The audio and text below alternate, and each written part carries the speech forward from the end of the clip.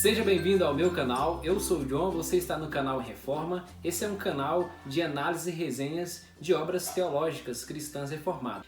Nós estamos tratando aqui sobre uma série de questões cruciais do R6 Pro. São esses pequenos livros editados pela editora Fiel.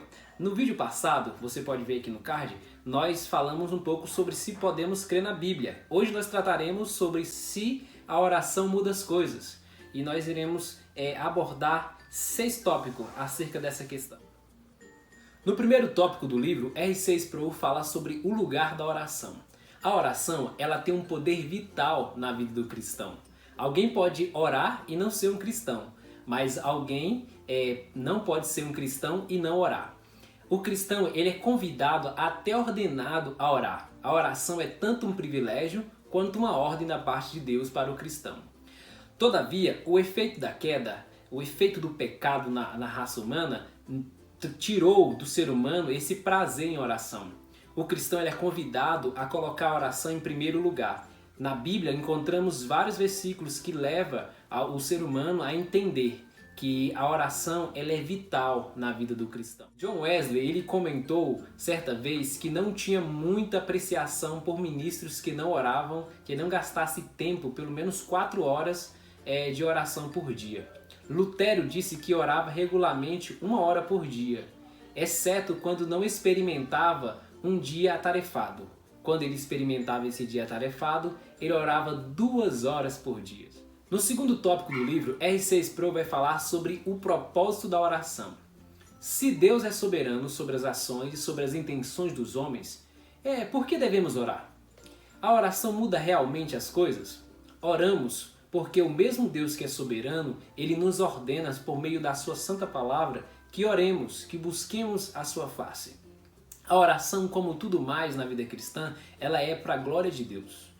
Os reformadores, eles criaram um termo chamado Coram Dei. Esse termo fala sobre a questão de estarmos sempre na presença de Deus. Então o cristão ele é convidado a estar na presença de Deus, viver uma vida Coram Dei, uma vida que glorifique a Deus e que se satisfaça também nessa glorificação.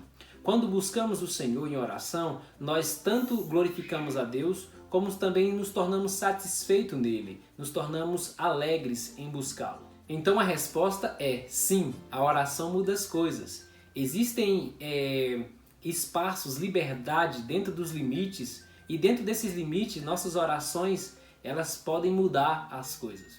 No terceiro tópico do livro, o R6 Pro vai falar sobre o padrão da oração. Existe um trecho na Bíblia onde os discípulos pedem a Jesus que lhes ensine a orar. Então Jesus ele traz um padrão de oração. É muito conhecido esse padrão e é utilizado em várias igrejas.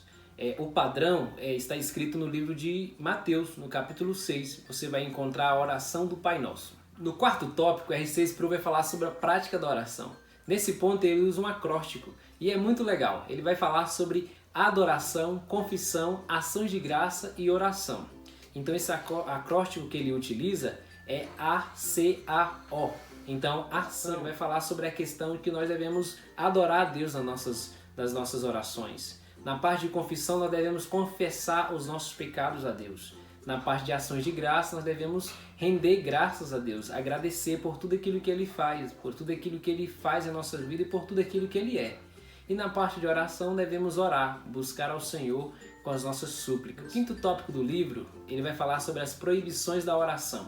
Existem orações que Deus proíbe. Por exemplo, uma oração que está sempre carregada de pecados. Pessoas que oram pedindo a Deus por alguma coisa, mas que vivem uma vida de pecado e não se arrependem dos seus pecados. Essas orações, elas não são respondidas por Deus. Por quê? Porque elas não estão conformadas à vontade de Deus. Isso não quer dizer que quando eu peco, eu não devo orar. Isso não quer dizer isso. Isso quer dizer que eu devo entrar na presença de Deus em oração com um coração compungido e arrependido. Um coração que esteja contrito diante do Senhor.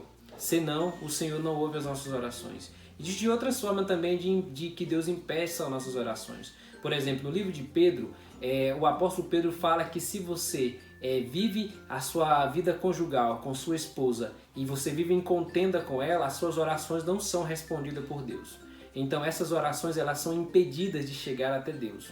Portanto, devemos também entender que a oração elas também são impedidas quando elas não são feitas segundo a vontade de Deus. No 6º tópico, ele vai falar sobre o poder da oração. A Bíblia fala de vários homens que exerceram a oração e que puderam ver manifesto da parte de Deus suas respostas.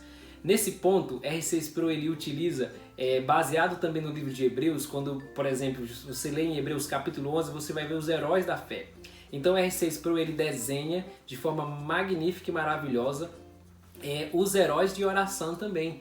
Ele vai citar várias pessoas na Bíblia que fizeram isso, e isso é muito belo. Eu quero que você, quando comprar esse livro, você pode ler essa parte que é muito interessante. Ele vai trazer uma abordagem das pessoas que exerceram fé no sentido de oração também e que puderam receber da parte de Deus muitas coisas maravilhosas por meio da oração. A oração exatamente, ela muda as coisas, ela pode alterar várias coisas. Quando confiamos em Deus e quando descansamos em suas promessas, ela pode trazer muitos benefícios para nossas vidas e para a vida de outras pessoas. Para concluir, nós podemos de fato usar o poder da oração. Nós oramos porque Deus ordenou e porque Ele é glorificado quando oramos. Nós oramos também porque a oração ela prepara o nosso coração para recebermos mais de Deus. Também porque a oração realiza muito.